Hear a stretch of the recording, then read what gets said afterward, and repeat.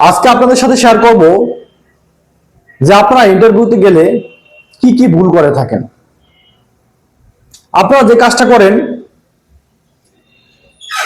ডাকার সাথে সাথে রুমের ভিতর প্রবেশ করে যান না, একটু অনুমতি নিন। বাংলায় বা ইংরেজিতে, may I come in sir, আমি কি ভিতরে আসতে পারি, আপনি আপনার মতো করে বলুন। দেন আপনি ভিতরে যাবেন। যাওয়ার পরে আপনি কিন্তু চেয়ারে বসবেন না, দাঁড়ালেন। দেন ইন্টারভিউয়ার যারা আছে তারাই আপনাকে বলবে প্লিজ সিট ডাউন অথবা বসুন। দেন আপনি বসবেন। তারপরে তারা প্রশ্ন করতে শুরু করবে, আপনি উত্তর দেওয়া শুরু করবেন। অনেকে আছেন যে ভুলটা করেন, যে যারা ভাইবা বোর্ডে থাকে তাদেরকে উল্টো প্রশ্ন করে,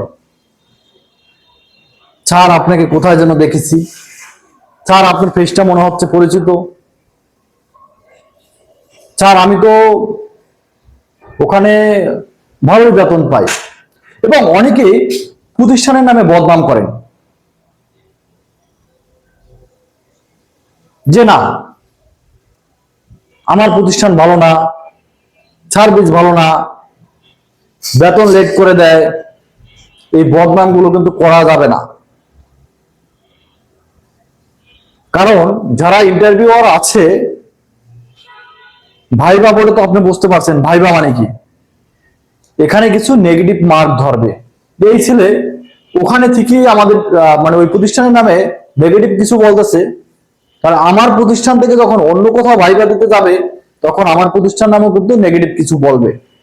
তো আপনার সবকিছুই আপনার পজিটিভলি বলতে হবে।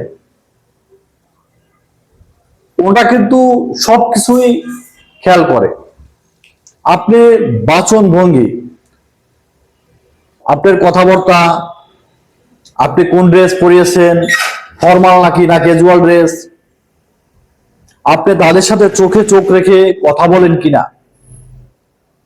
না নিচে তাকাই কথা বলেন এভাবে, আপনার চুলের স্টাইল কেমন, আপনি কি টি শার্ট পরে গেছেন না ফুল শার্ট পরে গেছেন, ওরা অনেক কিছু কিন্তু ক্যাচ করে। সেজন্য আপনাকে সকল দিক থেকে বিবেচনা করতে হবে। আর একটা ভুল আমরা করে থাকি যেটা, যে অনেকে আমরা ভয়ে টাকার কথা বলি না। বলে যে আপনি ওখানে কত টাকা স্যালারি পাচ্ছেন আর আপনি কত হলে আমাদের প্রতিষ্ঠানে আসবেন। আমরা অনেকেই বলি যে আপনি আপনার প্রতিষ্ঠানের নিয়ম অনুযায়ী যেভাবে হয় সেভাবে দেবেন, কিন্তু ভুলও এই কাজটা করবেন না। কারণ কি জানেন, প্রাইভেট প্রতিষ্ঠান যারা চাকরি করে অথবা ইন্টারভিউ করা আছে অথবা যারা মালিক পক্ষ আছে তারা সবসময় চাবে আপনাকে ঠকাতে। তাহলে আপনি কি করবেন, প্রথম থেকে আপনার বেশি কিন্তু বাড়াই নিতে হবে, এটা আপনার মাথায় থাকতে হবে কিন্তু। তাহলে আপনি হতে পারবেন বস।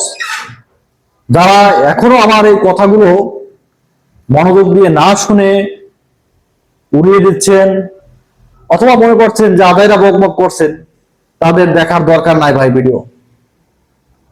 যাদের কাজে আসবে, যাদের চাকরি দরকার, যারা বেকার আছেন অথবা যারা শিখতে চাচ্ছেন তারাই এই ভিডিওগুলো দেখবেন।